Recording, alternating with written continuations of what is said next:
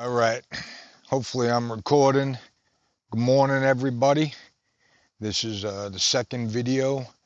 We're going to talk about some AI, go over the three techs of the layered future and what I have in store with this channel and where we're going with it.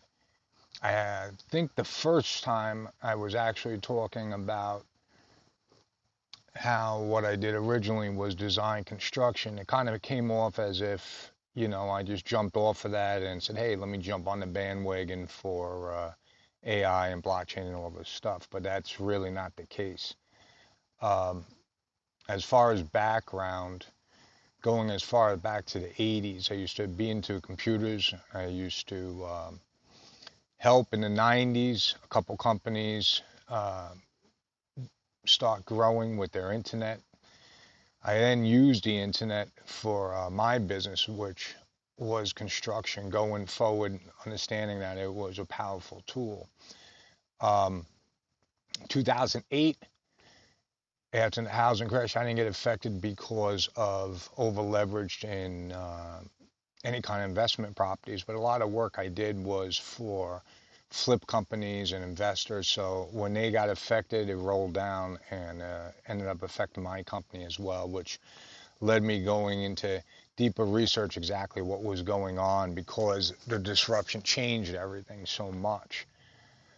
That's when I really started noticing the effects, the amplification of technology, even though people want to ignore the technology because they're comfortable where they are. When researching, you realize a lot of people that get to certain places make mention that they are where they are because they're comfortable with being uncomfortable.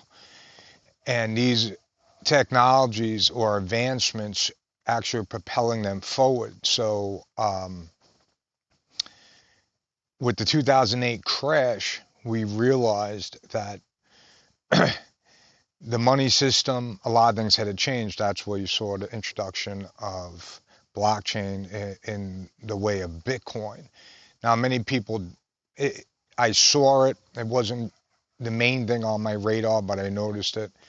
I started seeing the beginning stages, I guess, or the very primitive stages of AI through the form of, if everyone knows Cliff High with WebBot and the alt reports, okay? It was basically scraping the internet and using linguistics to take the words and kind of predict the future. And by 2017, when the ICOs came out, it was actually extremely helpful, did a lot for people, and then as it started progressing forward, as far as AI, we started seeing, at least in the blockchain, that with NFTs, they were, Hugging Face was putting out script where you can generate multiple NFTs, and that was a big run after the ICOs, and the bull run were the NFTs, and that was a generative production using technology to create sets, like card sets that had value. People, like I said, aped into it, and because of the boring apes, and made a lot of money. And wherever the money is, that's where the attention is. And that led into 2020 and 2021 with all the stuff happening. Because people were locked down, they were paying more attention to what was going on. They were looking ways to make money. And we started also seeing the introduction of the chatbots, all right, GPT. And when that came out, I started creating different things to make some money. By that time, I was already injured. I was no longer able to do my work full time. I was still able to do projects and make different items, but I wasn't doing it full time. I was focusing more on the tech side of things and all that going forward. Now we're just seeing everything layering as it is and where it's going. I think that has a lot to do why people believe that time is moving so quick. Not getting conspiratorial part, but these technologies are basically moving things along so fast for those that don't want to participate or don't want to change the the world around them using them, they're seeing it as time is going fast because the people that are making leaps and bounds. All right. The AI we have now is changing things dramatically. Some people call it a glorified spell check because in a way it is. It's like WebBot where it's using linguistics, so it amplifies anything.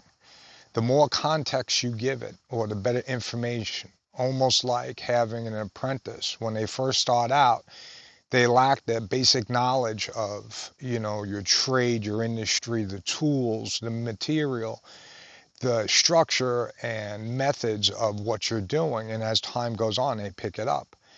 With these AIs, they speak to millions, if not billions, of people a day. And they're able to grow at rates we just couldn't imagine. So now you have access to this. You could literally prompt these machines to play a role, to be an expert, to be a translator, to be someone in that field that you're looking to research or amplify in your circle, okay, in your industry, and it can put you steps ahead of all your competition.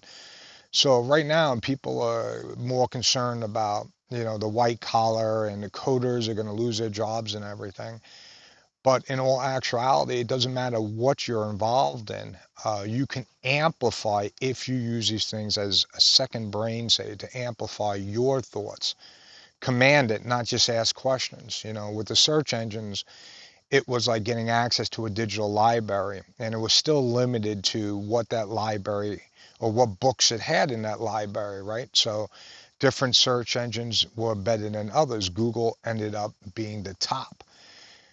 With AI, same thing. We have different companies with different structures on the AIs. Each AI, after you start using them, you start being familiar with which one does better at things than others. So you start knowing, just like on the job, what tools to use and what tools not to use, and which ones are going to get you to where you want to be.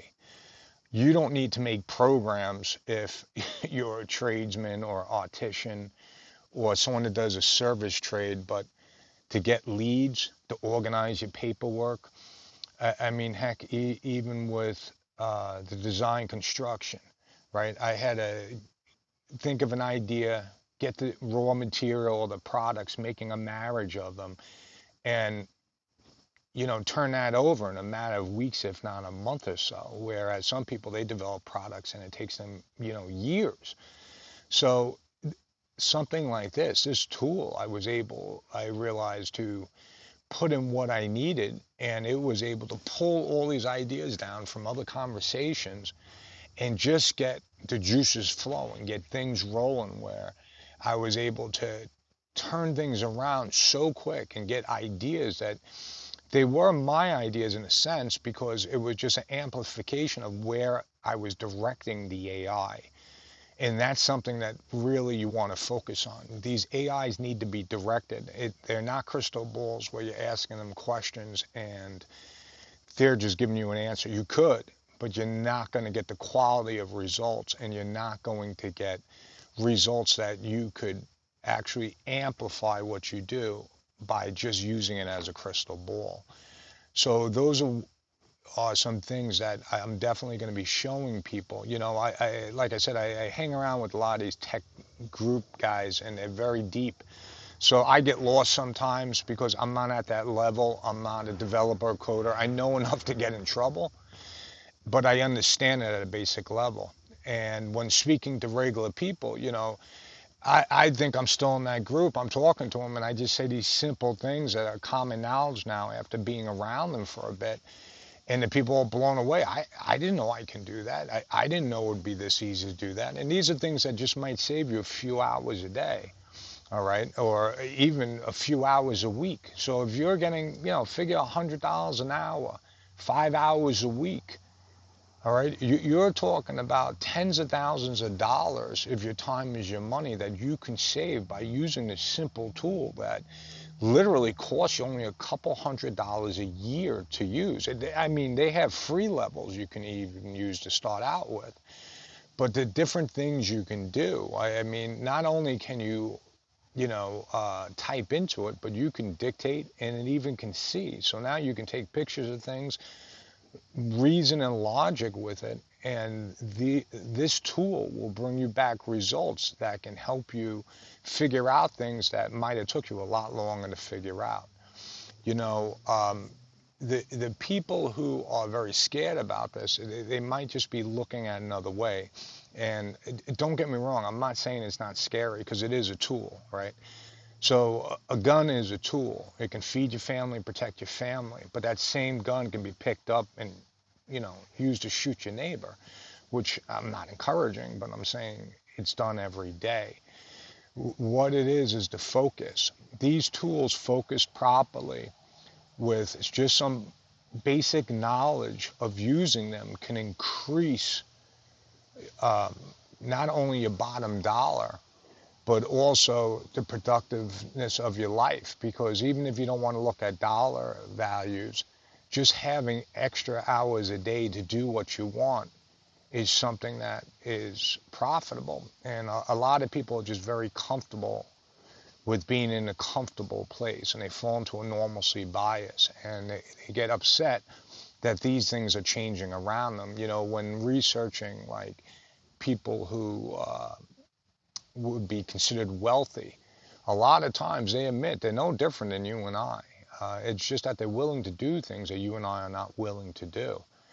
And it just takes a little bit. The hardest thing is just starting, getting going, and then once you see the progress, it starts becoming addictive.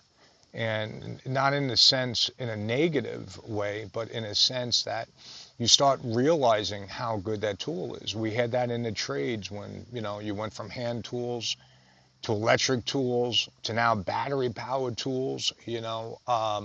There's always a progression going forward. It's just how the people accept it and use it that really determines on how much the quality of their life changes. So I hope that came across beneficial in a way, helping out.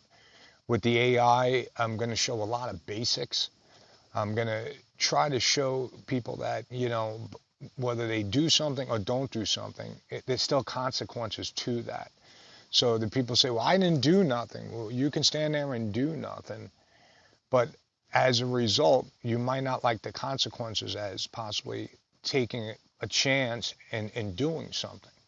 So hopefully I can help. I come across like Uncle Vinny with cousin Vinny, I should say, with Rocky. So if something like me can handle this, I'm sure you can figure this out, right? It is simple, and like I said, it becomes addictive as you use it more and more.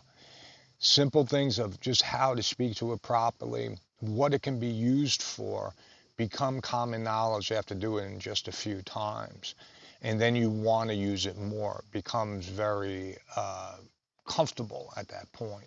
So hopefully I cleared up a couple of things. I know I didn't walk today, but I figure I sit for this. I got to get used to this gimbal. I keep on walking incorrectly and bouncing all over the place, and I didn't want to give people headaches watching me bounce around. Tomorrow will probably be a walk, but I just wanted to come give a quick overview of the AI, why I think it's a layer, where it's going, and what I'm going to be offering with that. And then the next video will be blockchain, and then we'll talk about how all this fits in and layers on to robotics as we move forward, because let me tell you, things are moving fast and moving forward.